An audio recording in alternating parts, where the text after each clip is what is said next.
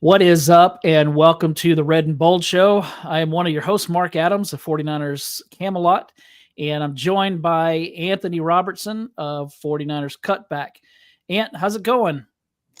It's going well. It's August 21st, which means I got to give a quick shout out to my dad who's celebrating birthday number 69. So, Nice. congratulations to dad for his birthday. And yeah, it's a great day. We're getting closer to the preseason finale, which means we know roster decisions are coming. Maybe we're going to get to see some starters again on Friday. I think that would be really cool to see.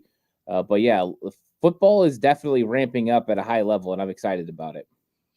Yeah, it is. It's in the air. College football starts on Saturday. Well, Saturday for most of the teams. I'm sure there are some that are starting earlier, but it's always fun this time of the year when everything starts getting set. So, if you're listening or watching wherever you're doing that, please make sure that you subscribe and follow both of our shows, 49ers Camelot, 49ers Cutback.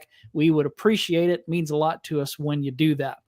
So let's jump in. Before we do anything else with the roster decisions that are coming up for the 49ers, I want to jump in and see if there are any players that jumped out to you, good or bad, from the game last weekend. Freddie Mac Dre is in the house, and Josh is in the house. They're not actually in our house. They're in the chat. So that's what we're talking about. So welcome, guys, and any gals that are listening to. We appreciate it. So let's talk about that game. Who did you think looked really good? Who did you think was surprising, good or bad? Who do you think didn't look that great? Lou's in here with us too. What's up, Lou? What did you walk away from the last training camp game? I mean, the most important thing is keeping everybody healthy, and they came away from that game without any major injuries. So, what's up, Joel? So that's great to see. Josh said he jumped in here before I gave you a chance. He said Curtis Robinson. Yeah, I'll go ahead and just kick off where Josh set us up for us. Curtis Robinson did a really good job. This game, they played him more so on the outside as one of the outside linebackers, Sam linebacker, and they kept Demetrius Flannigan-Fowles at Mike, which was Flannigan-Fowles' first work of the preseason. Last week, it was Curtis Robinson in the week one preseason game. He did a pretty good job, but there were some plays that didn't exactly look the best from Robinson in the week one preseason game. I thought he looked really good as an off-ball outside linebacker in this matchup, played close to the line of scrimmage sometimes when they went to that look where they brought five guys to the line of scrimmage, and he was an outside linebacker there on the line of scrimmage. I thought he did good there. Curtis Robinson looks good. He looks like a player right now that's flashing, that's making the right plays. Some of the things he was doing technique-wise was phenomenal. And when you put him next to Demetrius Flannigan-Fowles, it's not even close. Curtis Robinson's always going forward. He's always executing the technique. He's doing what he's supposed to do. And I think he's got a really good shot now of making this roster. And that's good news for him. And that's good news for the 49ers, because we've mentioned this all during the offseason. If you're going to upgrade from Demetrius Flannigan-Fowles, that means your team got better. And I think that's where the 49ers are working. And I thought Curtis Robinson did a really good job in this matchup. And he would probably be one of the better players on defense, I thought, in this game. Well, let's stay with that theme. Good players from the last preseason game on defense. Who else did you like? I like Tatum Bethune, too, the other linebacker. I think coverage is not going to be a strong suit, especially early on in his career. He's going to have to get a lot better at that. But when it comes to stopping the run, you want a linebacker that's going to pull the trigger and go downhill and make the play. It's Tatum Bethune, and he's continued to look better and better. He's just consistent. And I think he's a guy right now that's earning a spot on this roster. He can help you on special teams, and he's a guy you can develop, because you're going to need a Sam linebacker down the road, and potentially he could step into that role, really good against the run, and get better at pass coverage, and he'll be just fine. So I think Bethune is earning himself a roster spot. I think he looked really good. I continue to be impressed by Rock Yassin. I thought he did really well again in another opportunity. And it's funny because you almost don't hear about him during the game because they don't throw his way very often. He's just always got good technique. And if you're not talking about a player, it doesn't always mean it's bad. When you're a cornerback, that's good news. Just like an offensive lineman. I hope you never hear an offensive lineman's name. That means they're doing a great job. And I think that he's been doing a really good job. Rock Ya-Sin looked good. I saw moments from other players. Jordan Elliott had a couple moments. He looked good. Same with Etor Gross-Matos. A couple moments they look good. But, yeah, I think the linebackers are the ones that are really stealing the show and playing really well. And then we got to throw out Renardo Green because Renardo Green was man coverage on Chris Olave and doing a pretty good job. Not quite in phase or within reach, but he was right there to make the tackle afterwards. I thought that was impressive for a young rookie. What did you think about Darrell Luter Jr.? He made the play at the end that kind of sealed the game. But I want to ask you about this as a coach, because years ago I was a free safety in high school.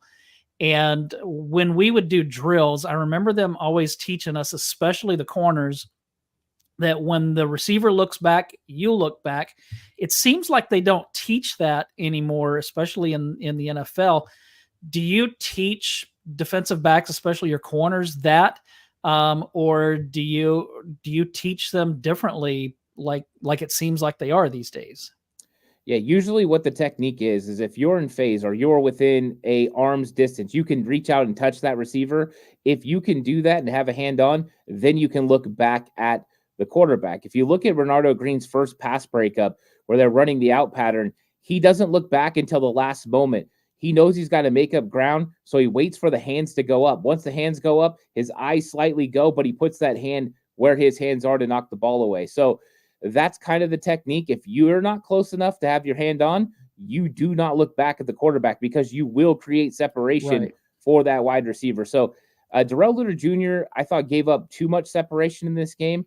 I didn't think it was his best game. It wasn't his best game tackling. It wasn't his best job being a forced defender. And it just wasn't his best in coverage. I thought he had a couple of plays down the stretch that show you a little bit of the potential, but I'm not forgetting that on 4th and 5, when he's banned up, he's getting beat on the outside. I think he's a guy that hasn't played enough football yet. And so I do believe that he's got potential, but the 49ers are going to have tough decisions there. Do we keep a veteran like Rock Ya-Sin? Do you keep a guy like Rock Ya-Sin who shows every single play in and play out, that he knows what he's supposed to do, or a guy like Darrell Luter Jr. that could have more upside?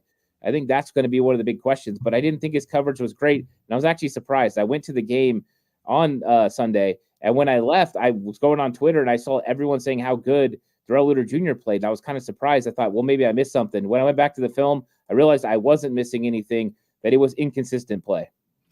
Yeah, I thought the same thing. I didn't think that was his best. And that last play, I really kind of was looking for a flag at first. And I mean, there was a little bit of contact, probably a good no call, but still, I thought that it did look like he got beat, but he did catch up.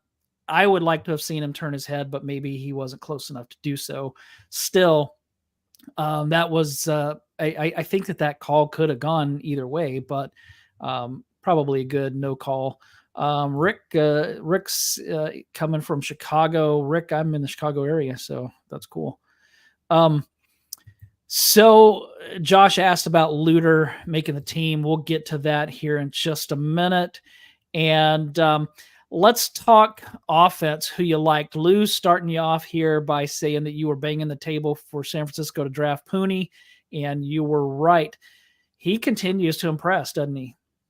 Yeah, Dominic Pooney even showed some improvements in the run game this week. So that was great. The first preseason game, I thought the run blocking was a little lackluster. It wasn't terrible, but you could tell some of the pulling, some of that just wasn't fantastic. I thought this week it got better. There's still some things he needs to clean up. I've been documenting those over on Patreon, breaking down the film, play in and play out. But overall, I mean, there were some good plays in this game, and you're seeing Dominic Pooney get better and better. And the pass blocking just doesn't change. This guy is a phenomenal pass blocker. You saw it in college, and then you saw it at the Senior Bowl. And the fact that he moved into guard at the Senior Bowl and didn't miss a beat and was able to anchor, that is one of the biggest things I noticed about him, is the anchor. He doesn't give up ground. He's got quick feet, nimble, can make plays. Dominic Pooney, I'm trying to temper. I keep trying to keep it tempered because I don't want to go crazy, but he is putting himself in position to start. And I've always thought as long as he could get the run blocking in order, he could be a starting guard. But make no mistake, the 49ers got Dominic Pooney for years to come as one of the best interior offensive linemen. And I think he's going to be one of the best in the NFC West, one of the best in the league eventually. That's how good I think he can be. We just got to kind of tune in to some of the things he needs to do as far as run blocking. Once he gets it, it's going to be really good. Yeah, Josh brings up the Feliciano injury. It's possible that he could start the season on IR. If he does, I was leaning toward, I think that Burford would probably still start the season if Feliciano wasn't available, or if they move Feliciano to center. I'm kind of at the point where I'm thinking that Pooney may win that even when Burford is back and healthy. I just I don't know. I don't know that they trust Spencer Burford. I think that all things being equal, I think that they would probably want Pooney, but I think that Feliciano's veteran experience would give him the edge at right guard to start the season. But if he's going to be going on IR, then that's obviously not going to happen. Yeah, I think Feliciano is going to be on IR for a pretty good amount of time. And so I think the 49ers are going to count on Dominic Pooney and Spencer Burford. I wonder if we'll see a rotation early on in the season. Maybe they'll rotate. That way they can, keep talking to Dominic Pooney the way they did to Spencer Burford. I mean, I don't know if they have to. If his run blocking gets up to the level that we think it can over the next few weeks, there's the potential that this guy might just never look back. And Spencer Burford's next chance to start is next year when Aaron Banks potentially moves on. And then they go with those two guys at guard. And I know they're high on Spencer Burford. So that just shows how good Dominic Pooney has been through camp. Like they say, you open the door, you miss time because of an injury, you give someone the opportunity. You may never get that opportunity again. And unfortunately, Spencer Burford is getting the Daniel Brunskill package of you miss practice, you potentially lose your spot. And it could happen now. Dominic Pooney's look good. Yeah. Kenny's asking any chance that Nugent becomes a long snapper. I don't think so. I mean, they've got their long snapper, and Drake Nugent, I think has a shot to make the practice squad potentially, depending on how things shake out. But Nugent, to me, at center hasn't overtaken Nick Zakelj, and I'm not sure he's overtaken Ben Barch either. Some of the problems with Nugent have to go with the shorter arms and this a little bit of some structural problems there. His technique and things aren't bad, but he just doesn't measure up compared to some of the other guys. So I don't know. Maybe Nugent makes the practice squad. I think he's one of those ones that's going to be interesting to see if he even makes that. So Josh said, loved Cowing. Been a while since we had a guy with his size and skill. Yeah, Jacob Cowing was really good Sunday night. I was impressed with him. Happy to see how well he played, especially since he's been injured for much of training camp. He came in and hit the ground running, literally. Yeah, it was nice to see someone that could create separation. And, it was nice to see him when he was out there with Dobbs. It was Dobbs' first play. They brought a nickel corner blitz off the edge, and Dobbs recognized and got the ball out to Cowing. But it was nice seeing Cowing run a crisp route, catch the ball in stride, get upfield. And I thought that really got him going in that game. And once that happened, we started seeing the elements of his game that look very much Ray McCloud-esque as far as being able to run the jet sweeps and being able to catch screens. Those are things that you wanted Ray for, but he never really did them at a high level. And then now you're seeing Jacob Cowing be able to do that. Now he's got to go ahead and make that happen in the regular season. But I thought Cowing showed that. The vertical throw down the sideline on the out and up, that was fantastic. I mean, the ball was underthrown. The defender got his hand in there, and Cowing still came away with the ball. That was impressive. I just thought it was a really good game from Cowing. I know there's mistakes. There's missed blocks. There's some other things that he didn't do fantastic or perfect. But the things we did see, you're like, okay, in your first game in the NFL, you were able to do that. We can build upon this. And then also him receiving punts. He squared everything up. He fair caught when he was supposed to. He let the ball go over his head when he was supposed to. Got yardage on return. To me, if he has another game like that as a returner against the Raiders, Trent Taylor will not make this team, and it will be Jacob Cowing as the return guy going into week 1. Right. Well, along those lines, let's get into the roster and how we see that shaken out. Let's start on offense at wide receiver. We'll assume that the 49ers are going to keep 6. So that's Debo Samuel, Brandon Ayuk, as long as he resigns, Ricky Pearsall, Juwan Jennings. I think that Jacob Cowing is definitely making it. So the question is it going to be Trent Taylor? Is it going to be Ronnie Bell? Is it going to be Chris Conley? I don't see any other guy like Danny Gray. I don't think he's going to make it. He almost dropped the catch that he made Sunday night. I know that Matt Mayoko, when he was on with us, he predicted that it would be Trent Taylor, but his prediction for that was based on the fact that he didn't think Kyle Shanahan would put a rookie back there to return punts. Like you just mentioned, if Cowing does it again on Friday night and looks good, or at least looks comfortable doing it, that could totally change that. I heard Matt Barrows say that he does not think that Trent Taylor is going to make the team. So what do you think? Who's going to be that 6th wide receiver? Well, I actually think it's down to 2 guys. I've narrowed this thing down to 2 guys. I think it is between Chris Conley, and I think it's between Danny Gray. And I know a lot of people are not going to like that, but if you watch the film of Danny Gray, he won on that vertical route that Josh Dobbs very much underthrew. That would have been a touchdown. The crossing pattern before that was thrown at his feet, he won that. If that ball is better, Danny Gray runs into the end zone for a touchdown. There's another play where Jacob Cowing gets a catch on an out pattern. Danny Gray wins again on a vertical route. Those types of things, we don't have very many other receivers that win one-on-ones like that consistently. So the speed is still an element. So I think it comes down to Conley and Gray. And Gray missing practice today could muddy up this whole situation. But when I'm watching film, I don't just grade on results. I don't just grade on who made the catch. Oh, that was a great play. Because everyone else is doing their part too. There's plays that Ronnie Bell went out and got open and didn't receive the football, but you graded as a great route and a good job reading the coverage and knowing what you're supposed to do. So those are things that you got to remember. The reason I believe it comes down to those 2 guys is they have special teams upside. Both of them are good gunners. Both of them can help you. The question will be, will the 49ers decide to talk to Chris Conley, release him? He doesn't go through waivers, so no team can claim him, and just bring him back onto the active roster once they've made a roster decision putting somebody on IR. I think that's going to be the big conversation. If he makes it outright, he makes it outright. I don't think that would be a big surprise, but I think it is down to those 2 guys. If Danny Gray doesn't play Friday, he's more than likely not going to make this football team, but we'll see. I still think he's in the mix. Maybe I'm in the minority, and that's okay. But Conley's played well, but you watched that first series last week, Conley wasn't exactly getting open on his own. So that's something to remember. Conley's a good player. He's a great blocker. He had 1 catch in the playoffs last year. But we're making him a world beater now. I like the player. I like the guy. But we're talking about a 6 wide receiver. Do you want upside, or do you want the veteran that you can get to the practice squad? Yeah, I think it was some of those. I mean, he had a timely catch in the playoffs, and then in the Super Bowl, he had some big plays on special teams. Correct. And I think that that's what everybody is remembering. So, all right. So let's look at the offensive line. So if Trent Williams returns, and I'm just assuming he's going to, then you're going to have Aaron Banks, Jake Brendel, Dominic Pooney, Colton McKivitz. Those are probably going to be the starters.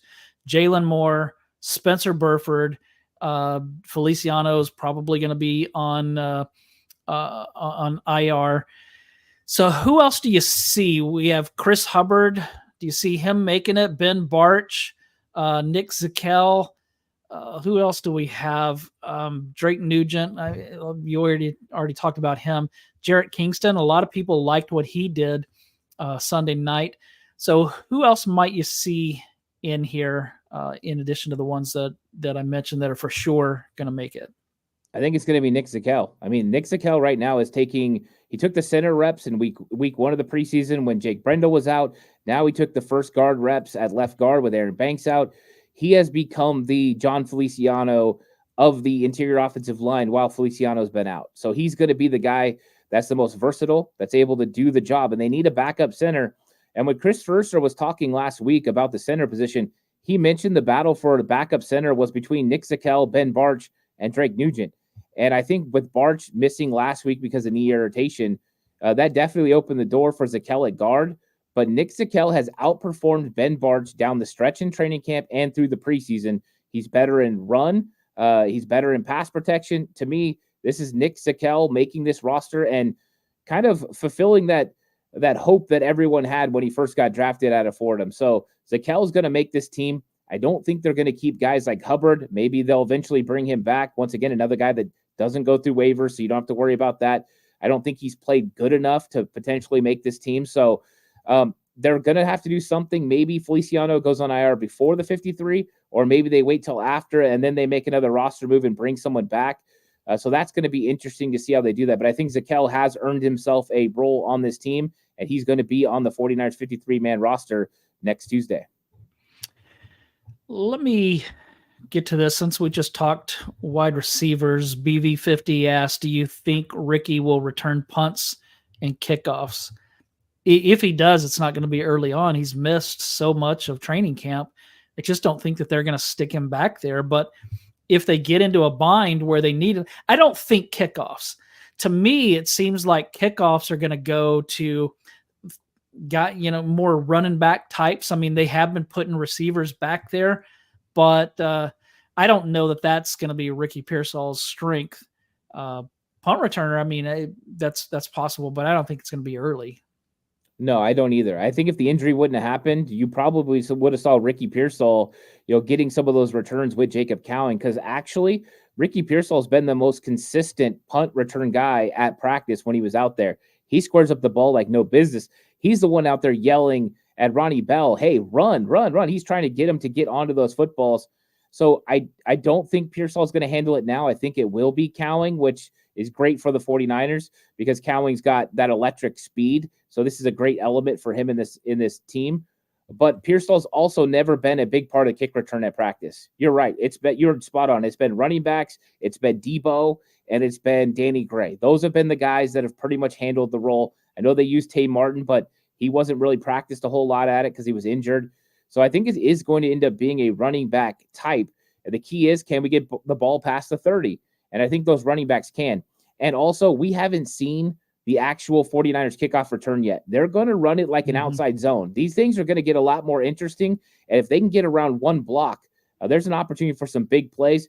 Don't be surprised to see Debo back there a lot. Debo likes this play, and as long as Kyle signs off on it, he's going to be one of those two kick returners. Cynthia's talking about Chris Conley. His performance in the Super Bowl and playoffs was good. Yeah, it was. But really we also have to remember that throughout the season, he was up and down. He would be on the practice squad, and then they would bring him up when they would add a couple of players to the roster leading up to the game. So to the active roster, I mean. So I kind of am with you. And Matt said this when we talked with him, that Conley has shown that he can be put on the practice squad and not poached. So I think that that's important to remember as well. So, all right, let's move on to tight end. We have George Kittle, Eric Saubert, Braden Willis. I think those are the three guys. Cameron Latu. I think the question I think that Mason Pline is going to be practice squad.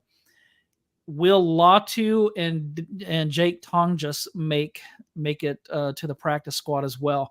I have Kittle, Saubert, and Willis as the three. Do you have anything different? No, I agree with you right now. I think those are the three. To me, Saubert is the Charlie Warner player on this roster, and then Braden Willis has, shown enough to make this team so far. I think that when it comes down to Jake Tonjes and Cameron Latu, if you decide to keep four, I think the 49ers would keep Cameron Latu just because of pure upside and potential. If they don't keep four, then I think that Jake Tonjes ends up on your practice squad, and more than likely Cameron Latu gets claimed on waivers. I think he's not going to sneak through waivers. There's too many teams around the league that are looking for tight ends. The Texans just had an injury at the position. Dalton Keene got hurt. He's out for the year. Cameron Latu knows that offense already. You slide in. They were already familiar with them. So to me, I think that that's the decision. If you're keeping four, Potentially Cameron Latu is kept inactive for most games, but you're keeping him on the roster for potential upside where you could easily get, Jake Tungis to the practice squad where he spent most of last season and then have him for that versatility. If you need him to come up in the Saubert role, he can handle that. Kyle Juszczyk goes down for any reason, he can handle the fullback role. So I think he gives versatility for practice squad. That's where I think they go. But I think if it comes down to Tungis as the fourth tight end, then the 49ers ultimately decide just to keep 3 and save a roster spot for something else. So Kenny says Latu better be tight end 2. And then he says Saubert moves in slow motion and Willis is as skinny as Gray. I don't think that's going to happen. I just think he's too raw and he's missed too much time. But man, if he gets picked up by if they release him and he gets picked up by another team, you're talking the 2023 third rounders, a kicker, Jair Brown, who looks like he's going to be a really good player, and then Cam Latu, which that was their first round to pick in because of the Christian McCaffrey trade, because of the Trey Lance trade, and so that would be catastrophic, I think, to that draft to lose Latu. But you're right, that very well could happen. Yeah, it's a tough decision. And do I think Cameron Latu has improved, tremendously over last year? I absolutely do. The guy looks different. Yeah. He looks like he belongs. He's made some good blocks. There's inconsistencies, of course. I mean, he looks like a young player who needs a lot of reps, and that's why the 49ers have played him so much in the preseason. But, I mean, you saw that vertical route where he got upfield on the fade, and the ball is just a little bit out in front. He can't make the catch. Some people wanted him to dive, whatever. All I know is I don't remember another 49ers tight end not named George Kittle that's on this current roster that they've hit on one of those vertical routes or tried to throw one of those vertical routes too. That's one of the elements of Cameron Latu's game that's different from Eric Saubert. He's not going to be able to get open on those routes. Even Braden Willis, I haven't seen it yet. I'm hopeful that we're going to see that from Braden Willis. I think he's looked pretty good. But, it's just, can they keep a fourth tight end? I think there's a lot of roster gymnastics for the 49ers, and that's why I think they may go to some veterans and say, hey, look, we need to release you now. We'll bring you back Wednesday, and we're going to kick you a little bit extra money, an extra $500,000 if you do that for us. I think those conversations happen, and I think the 49ers have proven it before. Tyler Kroft did it. Kerry Hyder did it. Everyone knew they were coming back to the team, and I think sometimes you have to do that so you don't lose young players, all the while getting those veterans back. And I think Conley, guys like that make sense. I don't know if it will be Conley, but just a name to be out there because he loves it in San Francisco.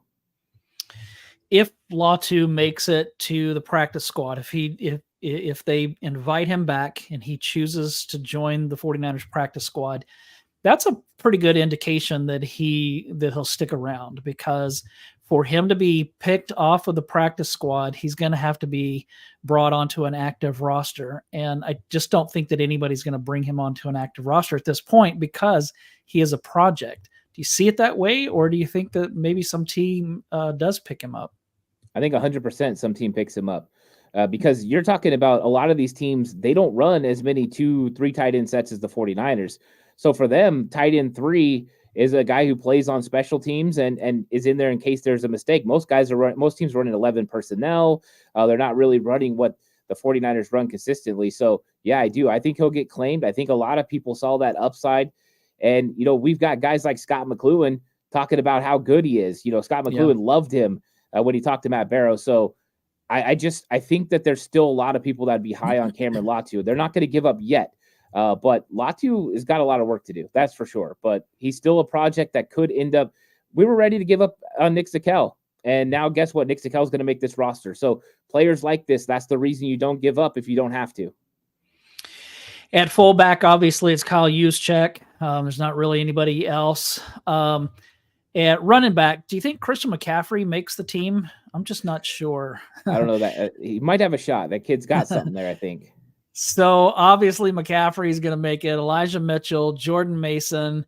Beyond that, it's going to be interesting to see, is Matt Breida going to make it? Isaac Guerrero has missed all of training camp until yesterday. Cody Schrader has run pretty well in in the preseason games. Keyshawn Vaughn, I think, is I don't really think he has a chance. I do think that he's kind of a load when he does run the ball. Patrick Taylor Jr. I don't know where. Yeah, that's a hard one. This one to me is a little tougher. McCaffrey, Mitchell, and Mason are for sure going to make it. Do they keep 4? And if they do, who would that 4th be? It's going to be Isaac Guerendo. Guerendo's now healthy. He's going to play in this game on Friday. He's not going on the IR, and he's going to make this team. So they're going to have everyone back, and this running back room is going to be loaded. But I mean, the fact that you've got a guy that's 220 plus pounds to run a 4.3 40, he does give you an opportunity to put him out there on kick return and see what he can do. But I think they're really excited about him. The 4th running back for the 49ers is inactive a lot of the time. So unless he's going to help on special teams, you don't really worry about it. So to me, I think it's going to be Christian McCaffrey, Elijah Mitchell, Jordan Mason, whichever order you put those, Mason and Elijah Mitchell. I don't think it matters at this point. And then Isaac Guerendo will be the 4th one. And Cody Schrader's, he's going to get waived. And we'll see if somebody claims him. If they do, then the 49ers will lose out on Schrader. I think he's been good. I don't think he's been great, but he's been solid, like kind of what we expected. Patrick Taylor, I know they would love to have him on the practice squad. He's got great special teams effort, 6'2", 218, big running back, physical, looked good at training camp. I think they'd like to have him or Matt Breida as the veteran option as a running back. We'll see what happens, but I think they're pretty much set now that Guerendo's healthy and back in practice. Kenny asked, is Guerendo going to replace Mason? This year, no way. No. There's no way that he replaces Jordan Mason. And I believe that Jordan Mason isn't he a restricted free agent? If that's the case, he very well may be back next season, and Guerendo's not going to replace Jordan Mason this year or next year. So the only way he replaces Jordan Mason is if Mason eventually moves on. Yeah, Guerendo's replacing Elijah Mitchell next year. Elijah Mitchell will move on, and then you'll have Isaac Guerendo step into that role. He's a pretty good pass catcher. But yeah, Jordan Mason's here probably for the next 2 seasons. And you're going to have McCaffrey, Jordan Mason, and Isaac Guerendo next year. And as long as Guerendo develops into the player that Bobby Turner, and who am I to argue with Bobby Turner, believes he could be, then you're going to be set again. So 49ers go out, they get a guy. That's why they traded 2 5th-round picks to get him. Hopefully we see something on Friday. It'd be a lot of fun to see Isaac Guerendo. I never even got to see him at training camp because he got hurt day 1. And so I'm excited to see Guerendo. But yeah, that running back room is pretty good. And actually, like you said, Breida, Patrick Taylor, all these guys, Cody Schrader, they were all capable of making this roster. It's just absolutely loaded. It is. And, I like what Freddie said here, that Mason should be running back too. I agree. I just think Mitchell's hurt too much, but I know that Kyle and Bobby Turner are really big on make sure that you can pass protect and don't put the ball on the ground. And those are 2 things that Elijah Mitchell does. So I don't know, but I still think that to me, Jordan Mason's earned that number 2 spot. Well, it could also depend on play. It doesn't have to be just, that someone's a running back too. If you're running an outside zone, you might prefer Elijah Mitchell. If you're running something on the inside in gap scheme, maybe you prefer Jordan Mason. So you can use them as 2A and 2B and not really get hung up on who's 2 and who's 3, and just use them to the best of their abilities. That's when your really talented offensive coordinators can take advantage of the skill set of the players and do something. So I think both of them are going to help the 49ers in different ways this season, and I'm excited about that running back room. Speaking of talented play callers, what do you make of Kyle Shanahan not calling plays the last 2 games? It seems like he's just trying to do good for his guys, but at the same time, he's. I heard Matt Barrow say that the only time that he's done this was at the Senior Bowl. What would that have been? 2019. When they had Deebo Samuel there. I think that he let Mike McDaniel call plays, or I think that's who it was. But since then, he hasn't even done that in the preseason until the last 2 weeks. Yeah, in fact, I think it was Mike LaFleur that called plays. Actually, in that one. It's interesting. I think this is Kyle Shanahan showing growth. So one of the hardest things to do as a play caller, as a head coach, is learn to let go a little bit. Because you want to be hands-on and you want to be a part of everything, especially as a play caller. You get used to everything running through you. You're in control of everything that goes on, from personnel to everything, and you know how to tie things together. You know what you want to see get done. So it is hard to let go, but it's a good experience for Kyle Shanahan to let go. He can focus in on other areas and help the team move along with other things right now. And he could give some real experience to Clay Kubiak. And this is paying it forward. Gary Kubiak helped him the same way that Mike Shanahan helped Gary. And they're just going to continue this trend. And the truth is, Clay Kubiak's probably going to be an offensive coordinator in the league next year. So Kyle Shanahan wants to continue to attract young coaches to come in. And Kyle Shanahan's showing that, hey, if you come here, you're going to get opportunities. You're going to get to go somewhere else. And if you work hard with me, I'm going to give you an opportunity. He eventually named Mike McDaniel offensive coordinator before he left and went to Miami. That helped him a lot. Press conferences, all that. Now he's helping Clay Kubiak. It's him doing a solid by his coaches, and I love it. And it's also him growing and maturing as a head coach, and I love that too. All right, let's move on to the – actually, we've got to do quarterback. I think that Brock Purdy is probably set as the starting quarterback. I think you're on to something there. How about the backup quarterback, QB2? Is it going to be Josh Dobbs? Is it going to be Brandon Allen? Can Tanner Mordecai make the team, or is he destined for practice squad? Tanner Mordecai cannot make the team. He's not good enough. He doesn't come off read one. Not yet. I think there's something there. He's got zip on his football. He's athletic. There's a lot to like about the kid. It's just he's not ready for the spotlight. He's not ready for NFL right now. I think that, yeah, maybe he can make practice squad. Usually if you keep 3 quarterbacks on the active roster, you don't have a practice squad spot for a quarterback. So we'll see. Maybe they will make room and they won't need another position. But I think when it comes down to it, I'm going Josh Dobbs. And I've been pretty consistent about this because I believe that when a play breaks down, I want a guy that can extend the play and make something happen with his legs. And when you have a quarterback number 2, you already know the talent level of the player is not going to be what you're getting with the starter.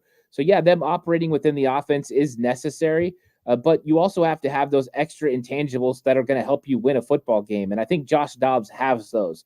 In the week 1, throwing on the run was impressive. In week 2 of the preseason, not just the running, but also some pretty good throws as well. Recognizing blitz and getting rid of the football to the blitzing side. Those are great things.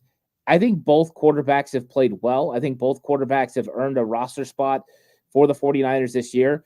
But I think when it comes down to it, Josh Dobbs gives you the best chance to win a football game. And so I would go with Josh Dobbs. And I think he's just going to get better and better the more comfortable he gets within this offense. And so, yeah, I liked what I saw. And I think this week definitely confirmed what I already thought I had seen at training camp and in week 1. And now Josh Dobbs is quarterback too. Yeah, I would agree. I think that he really showed off on Sunday night. Lou asked, can Mordecai make the practice squad or will some team take him? Nobody drafted him. And so unless he shows a lot on Friday night, and I don't even know if he'll play much Friday night, I wouldn't expect somebody to pick him up, but you never know. Somebody may see something in him that they think where they think he would be a good addition to their team. It's always a chance. But the thing is if he clears waivers, more than likely the 49ers would bring him back. You know, you could come back to their practice squad. I don't think someone's going to claim him and put him on the active roster as quarterback 3. I don't think anything about his performance makes you think he's a quarterback 3 for a team around the league. So that would really surprise me if he got claimed and became a part of an active roster. All right, let's go on to the defense because I want to make sure I have time, and if I have chance to, I'll come back to this question. So all right, let's go defensive end. So we have Nick Bosa, Robert Bill Jr., Alex Barrett, who played really well on Sunday, Jonathan Garvin, and then Leonard Floyd, Yetur, Gross Matos, and am I leaving somebody out? I can't think. I don't know if I'm leaving some. I feel like I'm leaving somebody out, but I'm not seeing the name. Okay, so what do we Alex Barrett? Because I'm going to assume that Robert Beal Jr. is making the roster. Alex Barrett, do you think he's going to make it? Because I feel pretty good about him. I don't think he's going to make it. I think Alex Barrett's played well. I think he has. But if you go fast forward to rewind to last preseason, it's the same thing. Alex Barrett played well. And yet the 49ers waived him. He cleared waivers and ended up on the 49ers practice squad all season. I think the same thing happens here. And this is a part of the roster build that I think could get interesting, is I think the 49ers might only keep 8 defensive linemen initially on cutdowns. You keep the 4 defensive ends like we just talked about, Leonard Floyd, Nick Bosa, Ettore Gross-Matos, Robert Beal Jr. You let everyone else go to get a roster spot, to get someone else onto your 53 before you make a decision. You can sign veterans to your practice squad, some of these other young guys. I mean, the truth is, one of these guys, Evan Anderson, Shaquille Brown, somebody's clearing waivers. You could bring them back to your practice squad. T.Y. McGill, Nick Williams, those guys you can add to your practice squad if you wanted to. There's going to be enough guys that you can have that you can elevate somebody, but it could allow you to build your roster the way you want, not lose a guy like Darrell Luter Jr. or not lose an offensive lineman on the other side or a wide receiver. Those are things that can still happen. So I think it will be those 4 guys. I don't think they'll keep Alex Barrett. I think they'll just let him clear waivers and bring him back to the practice squad the way that they've done every other season. You think they're only keeping 4? I do now. I thought they were keeping 5 with Drake, but now I think they're going to keep 4 just for roster building issues. They might end up bringing someone back on once they've made the decision and roll with 5. But I think that just for the initial 53, it's 4. I'm not saying Wednesday after doesn't end up being 5. Okay, so at defensive tackle, we know that they're going to keep Malik Collins and Javon Hargrave, Kevin Givens, Jordan Elliott. That's 4.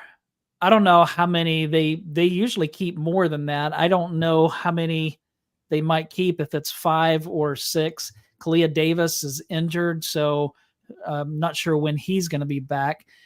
So that leaves Nick Williams, Evan Anderson, T.Y. McGill, and Shaquille Brown. Do any of those guys make the team?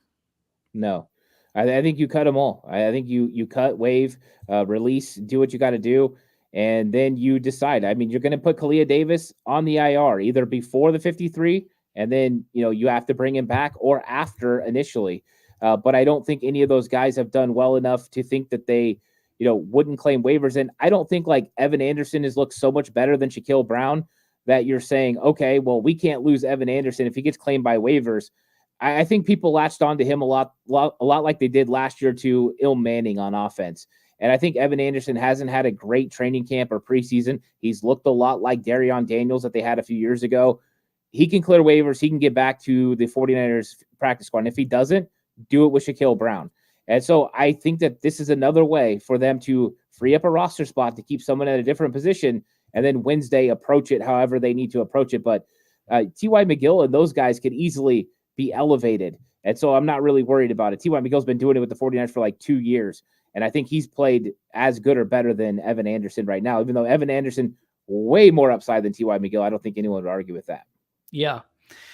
Okay, at linebacker, we've got Fred Warner, Dre Greenlaw, who's obviously on PUP right now. We'll have to see how that changes. D. Winters is making the team. Curtis Robinson, we talked about. Then we have Devondre Campbell, Demetrius Flanagan-Fowles, Jalen Graham, Tatum Bethune. I would love to see Demetrius Flanagan-Fowles not be in San Francisco anymore, but I don't know what you think. You seem like you're high on Curtis Robinson. A lot of people are. So what? I don't even know how many they're going to keep at linebacker. But it's kind of, especially with Greenlaw out for sure. Warner, Campbell, Winters for sure, and then Greenlaw, when he comes back. But what do you think it's going to be like for Curtis Robinson, Tatum Bethune, and Jalen Graham and Flanagan-Fowles? I think Jalen Graham's going to make the team. I think that he showed enough improvement from last season that they're going to continue the development with him. I think he's got way more upside than Demetrius Flanagan-Fowles or Curtis Robinson. So I think he makes the team. I think that Tatum Bethune has showed enough when it comes to his ability to play the run game that he's definitely got them intrigued, and I think he'll have a shot too. I think you keep 6 linebackers for the mere fact that they help so much on special teams, especially with the new kickoff rules. A lot of those guys are tight ends and linebackers, big, physical, fast guys who can move around, and I think that helps Tatum Bethune, and that helps a guy like Robinson. I think it comes down to Curtis Robinson and Demetrius Flanagan-Fowles. Which veteran do you keep?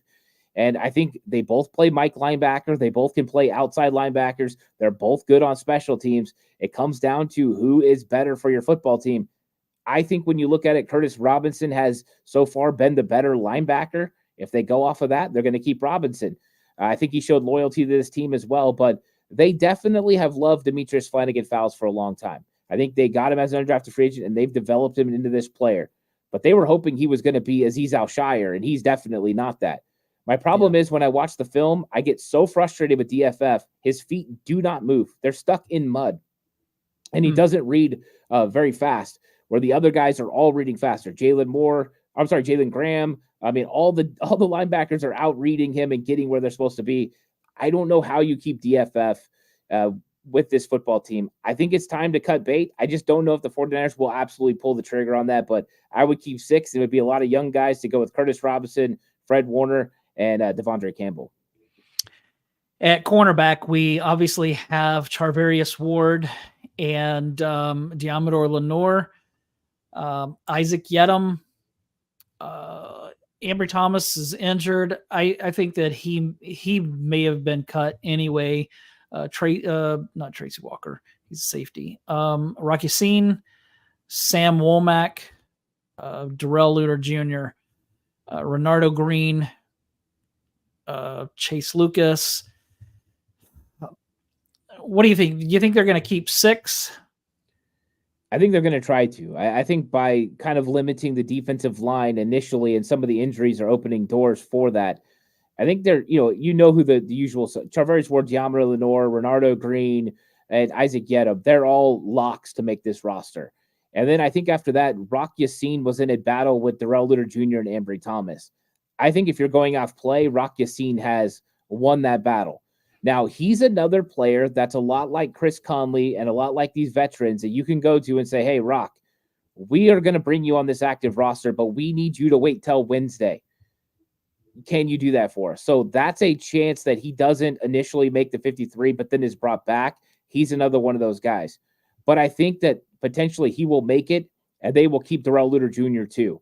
I don't know what they're going to do with Ambry Thomas, if they're going to stash him on the IR in case they need him later on in the year, or if they're going to just outright cut him.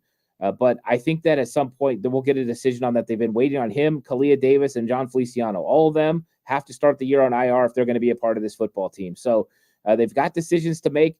I think Darrell Luter Jr. sneaks on this because he's got this year and 2 more years of control. He's big and he's long, and I think they see he's got potential. And I think this is the end of the road for a guy like Sam Womack that, a lot of people are high on. He started the first 2 games of his rookie season at nickel corner, and then it just didn't go the way that he's wanted. I don't think he's looked bad in the preseason, but I don't think he's looked as good as a guy like Rock Yassin.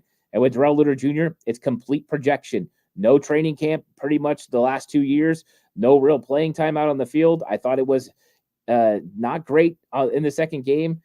So it's complete projection, but I do think they like him, which means he could sneak on as a 6 cornerback, or Yassin gets originally cut, then comes back once they make a decision on how to move Ambry Thomas to the IR. All right, the last position is safety, where we have Talanoa Hufanga, who still hasn't started practicing yet. At this point, I kind of doubt he's going to be ready week 1. Maybe he will be. Even if he doesn't start, I would bet that he'll still be part of the process there. But I don't know. Maybe they'll hold him out. Maybe he'll start on PUP. But if he starts on PUP, he has to miss 4 games, though, I think. And I don't think they're going to want to do that. So I'm guessing that he's just going to start the season not with any kind of designation, but I really don't know that for sure. Jair Brown, of course. George Odom. I definitely think that if Hufanga's not ready to go for the first couple of weeks, we're going to see Odom start in his place. Tracy Walker the third, Malik Mustafa, Taylor Hawkins, and Jalen Mahoney. So what do you have? You have Hufanga, Brown, Odom, Mustafa, I think are all locks. Any of those others, Walker, Hawkins, Mahoney, any of those guys have a shot at making it? I think the way Walker makes it, I think Walker would make it if for whatever reason Hufanga stays on the pup. I think he would then be your fourth safety, and they would go with George Odom and Jair and Malik Mustafa and Tracy Walker. I think that Walker. I mean, I'm hoping that Hufanga is going to be within reach of potentially getting out there for week 1, week 2, or beyond. And so we'll see what the 49ers do. So if he stays on pup, Tracy Walker makes his team. If he doesn't, then I think they try to get Tracy Walker on the practice squad and elevate him for week 1 if Talanoa Hufanga is not playing, because you don't want to go into that game with 3 safeties. I do think Mahoney has played pretty well in the box. I think he's probably going to be on the practice squad now, which I didn't think initially before the season started, but I thought he's played really good in the box. Everywhere else, it's not great yet, but once again, let's see what he can do and develop over time. So I'm a little bit more excited about him than I was when they first signed him. So 49ers, I think it's pretty simple. George Odom, Jair Brown, Malik Mustafa, those are easy. Then I think the missing linchpin is just Huff. If he's on the active roster, you don't need Tracy Walker. If he's not, you do need Tracy Walker. Great stuff, Ant. I think that we solved the 49ers problems. Now, if we could just get Ayuk and Trent Williams in camp, we will be good to go. That's all that we have for this week. We'll for sure be back next week. We'll have another preseason game to kind of highlight a little bit of, but more importantly, we'll have a week 1 game to start breaking down. And we should, by this time next week, we should have an idea of who made the roster and who didn't. So that'll give us some things to talk about. Hey, everybody, thanks for joining us. Thanks to those in the chat. Be sure that you subscribe, do all that stuff. And we appreciate you being part of this. Have a great rest of your week, everybody.